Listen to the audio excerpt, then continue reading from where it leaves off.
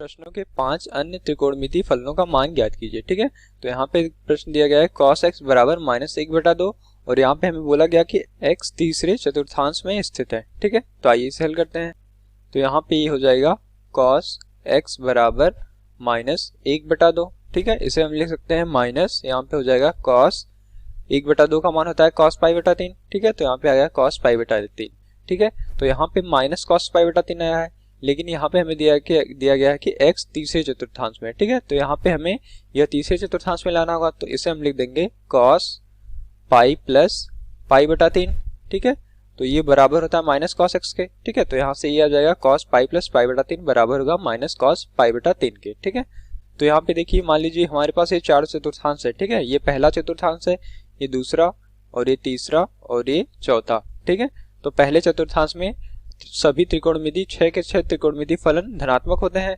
इसमें सिर्फ साइन, यहाँ पे हम ऑल लिख देते हैं। ठीक है, मतलब ऑल त्रिकोणमितीय फलन धनात्मक होते हैं। यहाँ पे साइन या फिर कोसेक धनात्मक होता है। ठीक है, और यहाँ पे tan x या फिर cot x धनात्मक होता है तृतीय चतुर्थांश में। ठीक है, और चतुर्थ में cos x या फिर sec x धनात्मक होता है। ठीक है, तो यहाँ पे देखिए, इसमें तृतीय चतुर्थांश में सिर्फ tan और cot धनात्मक आएंगे। ठीक है, तो यहाँ से अब हम साइन का मान निकाल सकते हैं।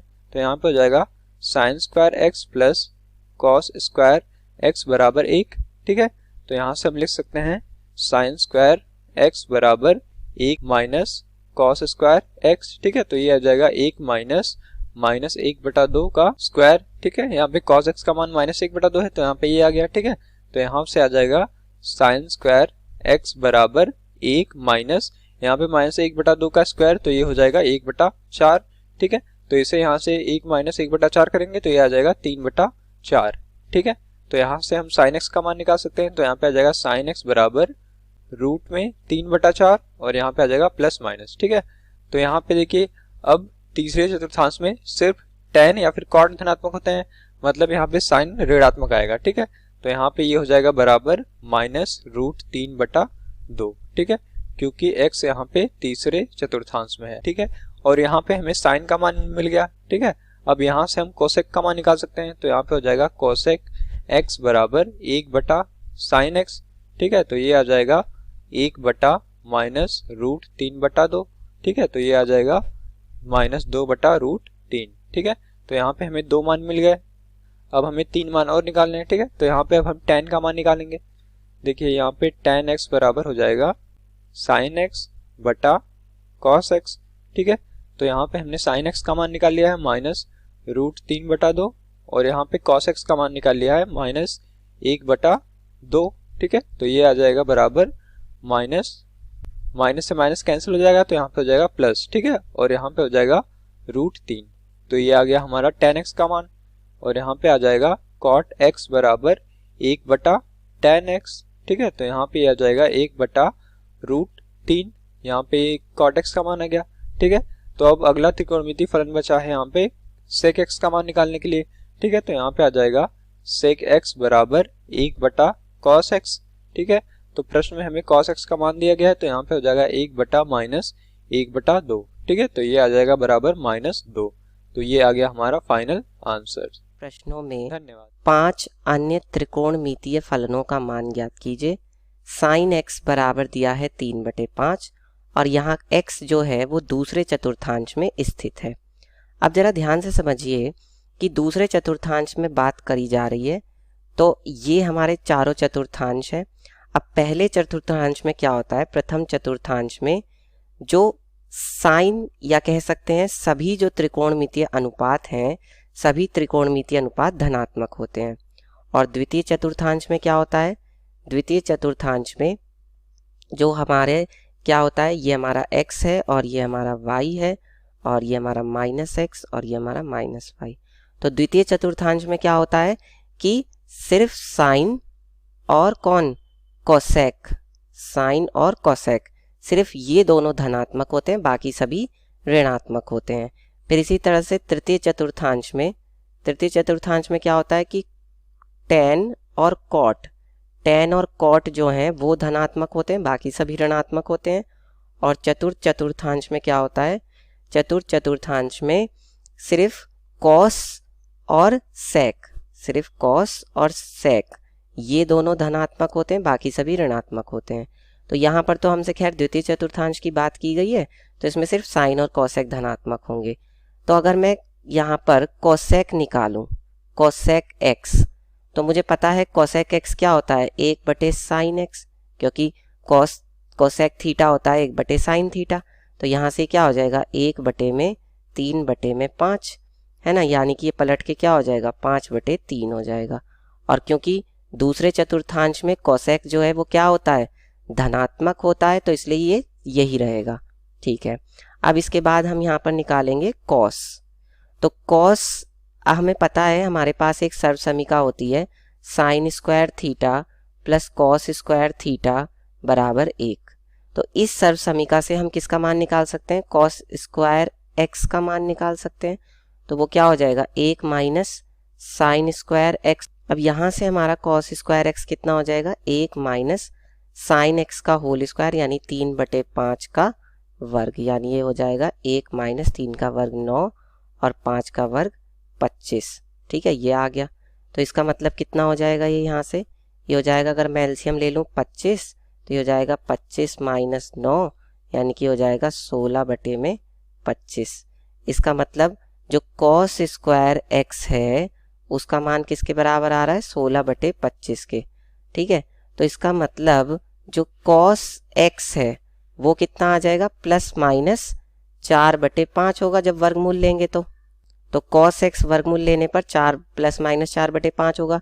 लेकिन ध्यान से देखिए, उन्होंने ये कहा है कि जो x है वो दूसरे चतुर्थांश में स्थित है, और दूसरे चतुर्थांश में कॉस जो है वो क्या होता है, ऋणात्मक होता है। तो इसलिए हम यहाँ पर कॉस एक्स ऋणात्मक चिन्ह के साथ लेंगे -4/5। ठीक है, इस चीज़ का ध्यान रखना। ये हमारा कॉस एक्स हो गया माइनस का 4/5। ठीक है, और कॉसेक क्या है हमारा यहाँ पे 5/3। चलिए अब हम अगला अनुपात निकालते हैं tan। तो tan थीटा बराबर क्या होता है, साइन थीटा बटे कॉस थीटा। तो tan x बराबर क्या हो जाएगा, साइन x बटे में कॉस x। अब साइन x का मान है 3/5 और कॉस x दूसरे चतुर्थांश में उसका मान क्या है, माइनस का 4/5।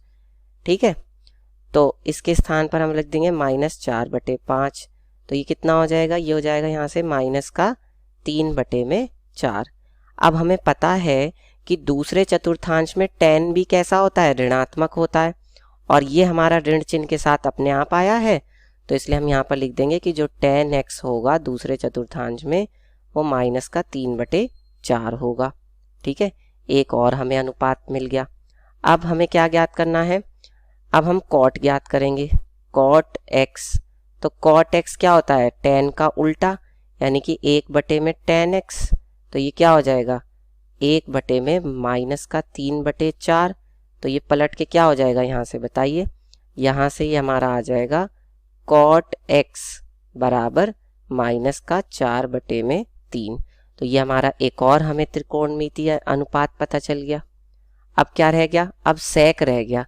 तो सेक क्या होता है, सेक x जो है मतलब सेक थीटा कॉस का उल्टा होता है, यानी 1/cos x हो जाएगा।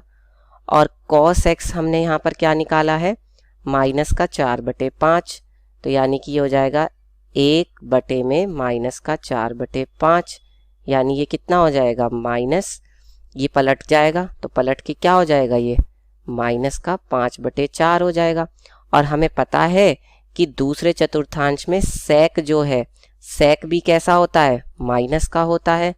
तो यानी कि सेक x बराबर क्या हो जाएगा, माइनस का 5/4। ये बिल्कुल सही है, और ये हमारा 5वां त्रिकोणमितीय अनुपात आ गया। ठीक है, तो इस तरह से हम हल करके बता देंगे, ये सभी हमारे उत्तर हो जाएंगे। धन्यवाद। जो प्रश्न दिया गया है, ये दिया गया है सेक x बराबर 13/5, x चतुर्थांश में स्थित है। ठीक, ये दे दिया है, सेक का मान दे दिया है, और ये कह रहा है कि जो x दिया है हमारा वो चतुर्थांश में है। तो पहले हम इसको लिख लेते हैं। देखिए, सेक x बराबर 13/5। ठीक, अब देखिए कह रहा है x चतुर्थांश में है, तो हमें इसके लिए क्या करना पड़ेगा, चतुर्थांश बनाना पड़ेगा। तो आइए हम यहाँ पे एक चतुर्थांश बनाते हैं। देखिए, ये है y अक्ष, ये है y डैश और ये क्या है x अक्ष और ये है x डैश। ठीक, ये प्रथम चतुर्थांश है, ये द्वितीय चतुर्थांश है, ये तृतीय चतुर्थांश है और ये फोर्थ चतुर्थांश है। ठीक, इसमें हमारा क्या होता है, सभी प्लस होता है। ठीक, द्वितीय चतुर्थांश में साइन और कोसेक प्लस होता है और इसमें क्या होता है, टेन कॉट प्लस होता है। ठीक, इसमें सेक और कॉस प्लस होता है। ठीक, कॉस प्लस होता है। अब देखिए कह रहा है कि x चतुर्थांश में है, तो ये तो हमारा सेक और कॉस क्या होगा, पॉजिटिव होगा, बाकी सब क्या होगा, ऋणात्मक हो जाएगा। ये हमारा सिर्फ धनात्मक होगा सेक और कॉस, और बाकी सब ऋणात्मक होगा। ठीक, तो बाकी हमें फलन ज्ञात करने के लिए हमें क्या करना पड़ेगा, ये देखिए सेक बराबर होता है, यहाँ पे हम लिख देते हैं सेक थीटा बराबर क्या होता है, ये होता है कर्ण बटा आधार। सेक थीटा बराबर क्या होता है, कर्ण बटा आधार। तो हमें क्या करना पड़ेगा, लंब भी ज्ञात करना पड़ेगा, तभी तो हम बाकी फलन ज्ञात करेंगे।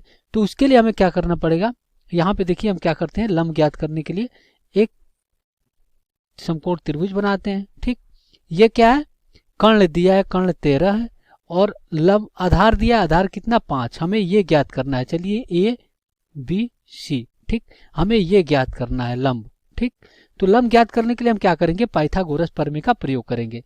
पाइथागोरस प्रमेय का प्रयोग करेंगे तो ये होता है कर्ण का वर्ग बराबर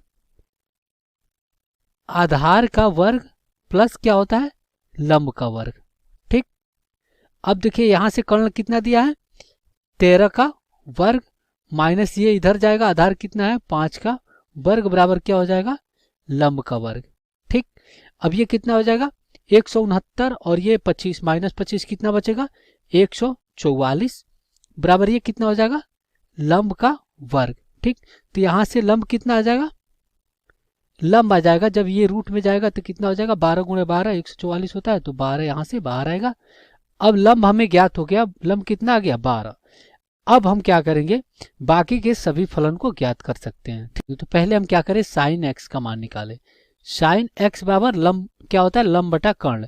तो लंब कितना है 12, कर्ण कितना है 13, लेकिन कह रहा है कि चतुर्थांश में, तो ये माइनस हो जाएगा क्योंकि चतुर्थांश में ये निगेटिव होता है। ठीक, माइनस हो जाएगा। अब हम क्या करेंगे, कॉस का मान ज्ञात करेंगे। ठीक, कॉस एक्स का, तो ये चतुर्थांश में पॉजिटिव होता है तो ये धनात्मक हो जाएगा, और ये क्या होता है सेक के उल्टा होता है, तो ये हो जाएगा सेक कितना है 13/5 है, तो ये 5 बटा कितना हो जाएगा 13 हो जाएगा। ठीक, अब देखिए हम क्या करेंगे, tan का मान निकालेंगे, tan x का, तो ये चतुर्थांश में माइनस होता है और ये होता है लंब बटा आधार। लंब कितना है 12, आधार कितना है 5। ठीक, तो ये कितना हो जाएगा 12/5, लेकिन ये चतुर्थांश में क्या हो जाएगा माइनस हो जाएगा।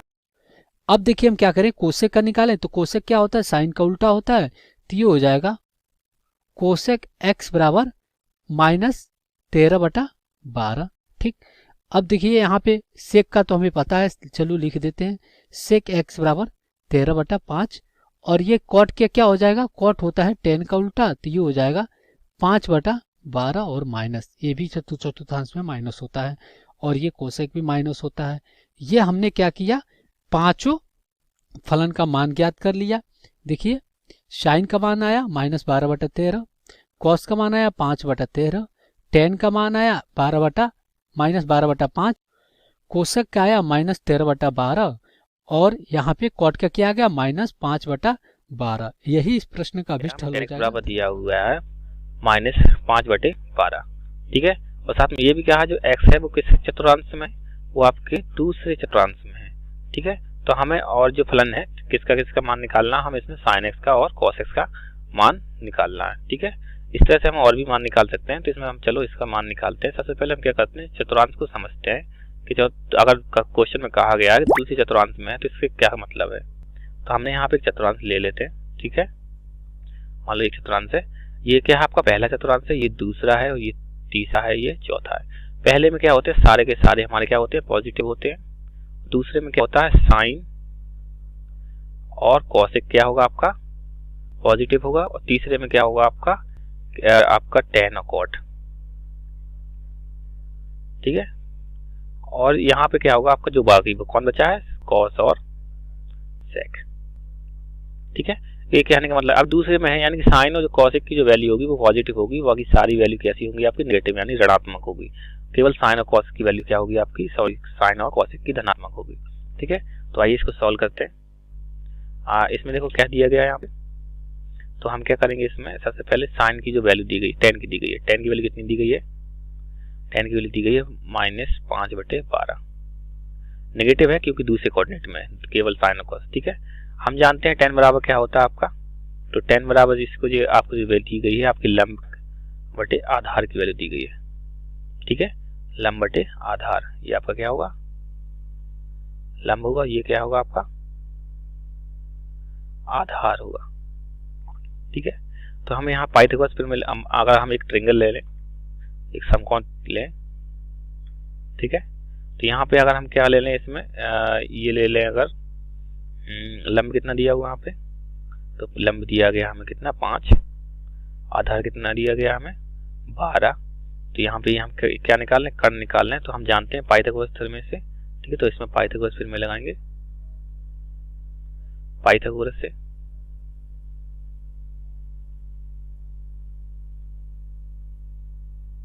पाइथागोरस प्रमेय से जो आपका जो कर्ण का स्क्वायर होगा वो आधार और लंब के स्क्वायर के बराबर होगा। आधार हमें इसमें मालूम है 12 का है स्क्वायर प्लस 5 का होल स्क्वायर। ठीक है, तो ये होगा आपका 144 और ये होगा 125, तो कर्ण का स्क्वायर बराबर आएगा 100, इनको जोड़ेंगे तो 169, तो के की वैल्यू कितनी आ जाएगी, 169 किसका वर्ग होता है आपका 13 का, यानी कि जो वैल्यू जो यहाँ पे हमारी आई वो कितनी आ गई, यहाँ पे 13 आ गई। ठीक है, ये वैल्यू कितनी आ गई 13। अब हमें सबकी वैल्यू यहाँ से हम फाइंड कर सकते हैं। ठीक है, अब हम निकालते हैं इसी प्रकार से यहाँ से इसकी वैल्यू। ठीक है, यहाँ से हम एक बार नोट कर लेते हैं, के बराबर कितना है 13 है, और आधार आपका कितना है 12 है, लंब आपका 5 है। ठीक है, कॉस की वैल्यू निकालते हैं, कॉस बराबर क्या होगा आपका, कॉस थीटा बराबर होगा आपका लाल बटे कक्का से लगा लेंगे LAL KKA। ठीक है, यानी कि लंब आधार लंब कर्ण कर्ण आधार। ठीक है, तो कॉस बराबर क्या होगा, ये साइन के लिए होगा, ये किसके लिए होगा, ये होगा आपका साइन के लिए, ये कॉस के लिए और ये टेन के लिए। इससे उल्टा कर देंगे तो कॉट के लिए, इससे उल्टा कर देंगे सेक के लिए, इससे उल्टा कर देंगे तो कॉसेक के लिए। तो इसके लिए लगाएंगे तो क्या आधार बटे कर्ण, तो आधार बटे कर्ण वैल्यू कितनी होगी, यहाँ पे आधार की वैल्यू कितनी है इसमें 12/13 ये वैल्यू। लेकिन कॉस थीटा किस में है, दूसरे कोऑर्डिनेट में, तो दूसरे कोऑर्डिनेट में हम वैल्यू कितनी लेंगे माइनस की लेंगे, क्योंकि वहां पे केवल साइन और सेक ही कॉसेक ही क्या हो सकता है पॉजिटिव हो सकता है। तो ये हमारी किसकी वैल्यू आ गई, कॉस की वैल्यू आ गई, ये हमारी किसकी वैल्यू हो गई कॉस की। इसी प्रकार से हम टेन की वैल्यू निकाल, टेन तो हमें दिया गया, साइन की वैल्यू निकाल लेंगे। ठीक है, तो साइन की जो वैल्यू होगी वो क्या होगी हमारी साइन, साइन बराबर होगा आपका लंब बटे कर्ण। लंब कितना दिया गया है इसमें 5 और कर्ण कितना दिया है 13, तो साइन थीटा की वैल्यू कितनी हो गई 5/13, क्योंकि ये दूसरे कोऑर्डिनेट में लाई करते हैं। ठीक है, दूसरे कोऑर्डिनेट में आपका साइन क्या होता है आपका धनात्मक होता है, तो इस तरह से हमारी ये साइन की वैल्यू भी हमने इसमें क्या कर ली निकाल ली। अब ठीक है, और वैल्यू को हम और आगे निकालते हैं। अब क्या बचा हमारा, अब यहाँ तो सिंपल वैल्यू कॉट की वैल्यू है, तो कॉट की वैल्यू को निकाल लेते हैं। तो कॉट की वैल्यू को हमें निकालने की कोई जरूरत नहीं है, क्योंकि हम जानते हैं कॉट थीटा बराबर क्या होता है 1/tan थीटा। ठीक है, और क्योंकि tan थीटा बराबर हमें दिया गया है माइनस का 5/12, तो कॉट थीटा क्या कर देंगे, इसको उल्टा कर देंगे, ये आ जाएगा आपका माइनस का 12/5, ये भी माइनस में होगा क्योंकि दूसरे कोऑर्डिनेट में है। ठीक है, और साइन और कॉसेक हमें 5 निकाल लेते हैं इसमें, तो अब आया आपका कॉसेक का, तो कॉसेक थीटा बराबर हम जानते हैं 1/sin थीटा। साइन की वैल्यू हम निकाल चुके हैं, यहाँ पे साइन की वैल्यू आई है 5/12, साइन की वैल्यू कितनी है 5/12, तो ये कितनी हो जाएगी, इससे उल्टा हो जाएगी 12/5, ये कितनी हो जाएगी 12/5। इसी प्रकार से हमारी कॉसेक थीटा की वैल्यू भी निकल आई है। ठीक है, यहाँ पे हमने दो वैल्यू निकालनी है, एक तो कॉट थीटा की वैल्यू ये है आपकी और कॉसेक थीटा की ये है, और सेक थीटा की भी हम निकालेंगे। कॉसेक की वैल्यू हम पॉजिटिव ली क्योंकि वैल्यू क्या है आपकी दूसरे कोऑर्डिनेट में है x। ठीक है, लास्ट है हमारा आपका सेक थीटा। सेक थीटा बराबर हम जानते हैं 1/cos थीटा। कॉस थीटा की वैल्यू हमें पहले निकाल चुके हैं कितना cos थीटा 12/13 माइनस का ये रख देंगे तो उल्ट से उल्टा हो जाएगा 13/12। ये किसकी वैल्यू निकल आएगी हमारी sec थीटा की, ठीक है। और इसकी वैल्यू भी नेगेटिव आएगी क्योंकि हमारी ये भी किसमें है आपका दूसरे कोऑर्डिनेट में x की वैल्यू के लिए, ठीक है। तो इस तरह से हमारी वैल्यू लगाएंगे, ठीक है। आई होप आपको समझ आया हो। 65 का क्या करना है, हमें मान ज्ञात करना है, कितने का, sin 765 का, ठीक है। तो आइए sin 765 का हम क्या करते हैं, मान ज्ञात करते हैं। तो इसमें हम क्या करेंगे, sin 765 का मान ज्ञात करने के लिए हम इसमें चक्रीय नियम का क्या करेंगे, पालन करेंगे। तो चक्रीय नियम क्या है देखते हैं, sin 765, ठीक है। मान लो ये एक अपना का कोऑर्डिनेट है, ठीक है। और कोई भी वैल्यू है वो किसी भी कोऑर्डिनेट में इस तरह से घूम जाए, चतुर्थांश में पूरा घूम जाती है, तो उसकी वैल्यू फिर से क्या हो जाती है, वहीं से स्टार्ट हो जाती है। चाहे वो एक बार घूमे, चाहे वो 2 बार घूमे, चाहे वो बार बार कितनी बार घूम जाए, ठीक है। तो हम 360 हटा देते हैं, बाकी वैल्यू को क्या कर लें उसमें आगे कंसीडर करते हैं, ठीक है। वो आगे वैल्यू को हम लेते हैं, तो आगे करेंगे इसको सॉल्व। तो इसको इसी तरह से लिख सकते हैं, साइन 360 से तो ये क्या बहुत ज़्यादा है, तो क्या हो 360 दूजा कितना होगा आपका 720 लेंगे, यानी 2 × 360। अब ज़्यादा है 720 से कम है, ज़्यादा है तो प्लस, कितना ज़्यादा है तो 720 + 45, ठीक है। इस तरह से क्या होगा ये 45, यानी कि ये इतनी वैल्यू 2 बार घूमने के बाद ये 45 वैल्यू हम क्या कर रहे हैं इसमें ले रहे हैं, ये 45 वैल्यू, ठीक है। तो यहाँ पे जो आंसर कितना है, ये इतनी वैल्यू कर देते हैं, हम हटा देंगे तो कितना आएगा sin 45, और sin 45 की वैल्यू हम जानते हैं कितना होती है, sin 45 की जो वैल्यू होती है वो होती है 1/√2। इस तरह से ये हमारा क्या हो गया, सॉल्व हो गया। वैल्यू कितनी आई हमारी इसकी 1/√2, ठीक है। आई होप आपको समझ में आया। 1410 डिग्री का मान निकालें, तो आइए इसे हल करते हैं। तो यहाँ पे देखिए कोसेक -x बराबर होता है माइनस कोसेक x, ठीक है। तो यहाँ पे हम लिख सकते हैं कोसेक -1410 डिग्री बराबर माइनस कोसेक 1410 डिग्री, ठीक है। तो ये बराबर हो जाएगा माइनस कोसेक, यहाँ पे 1410 डिग्री को हम 360 के पद में लिखें तो यहाँ पे हो जाएगा 4 × 360 माइनस 30 डिग्री, ठीक है।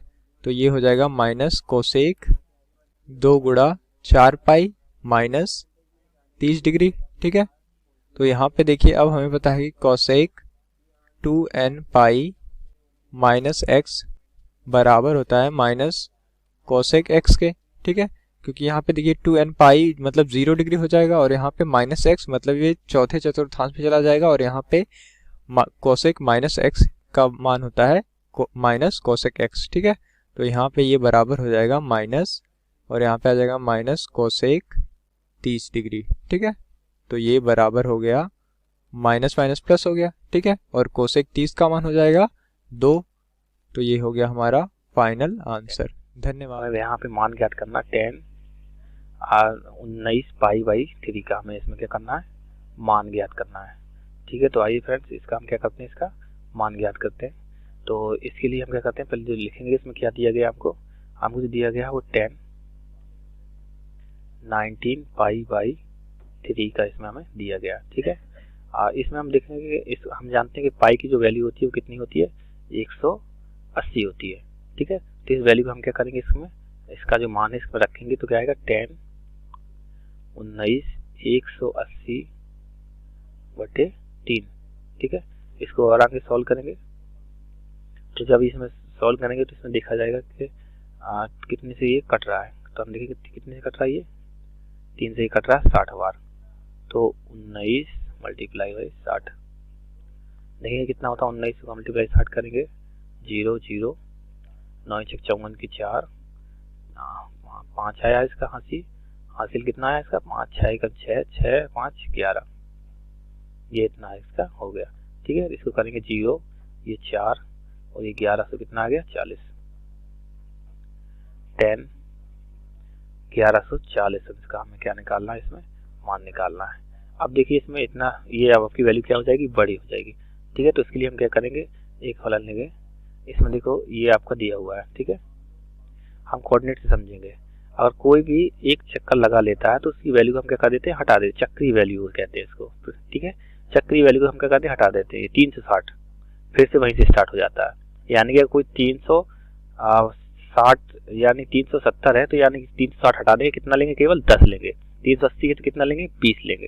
ठीक है, इसका क्या वो 2 चक्कर लगाया है, 360 720 और 740 वैल्यू है, तो केवल कितना लेंगे, 20 लेंगे। इसी प्रकार से हम देखेंगे कितनी वैल्यू के चक्कर चक्री हो सकते हैं। ठीक है, तो यहाँ से हम देखेंगे 10 कितना 360 से तो ये ज़्यादा हो जाएगी वैल्यू आपकी। ठीक है, 360, इसमें हम 360 का 3 टाइम मल्टीप्लाई करके देखेंगे, तो देखते हैं कितना आता है। 3 3 36 18 की 8 3 2 का 9 1 10। ठीक है, ये और ये 10 से कितना ज़्यादा है, 60 ज़्यादा है। ठीक है, तो हम क्या करेंगे, यही वैल्यू लेंगे, इसमें लिखेंगे 3 × 360 प्लस 60, यानी जो वैल्यू कितनी लेंगे हम इसमें, ये वैल्यू को हम क्या कर देंगे, हटा देंगे, कितने वैल्यू लेंगे, केवल 60।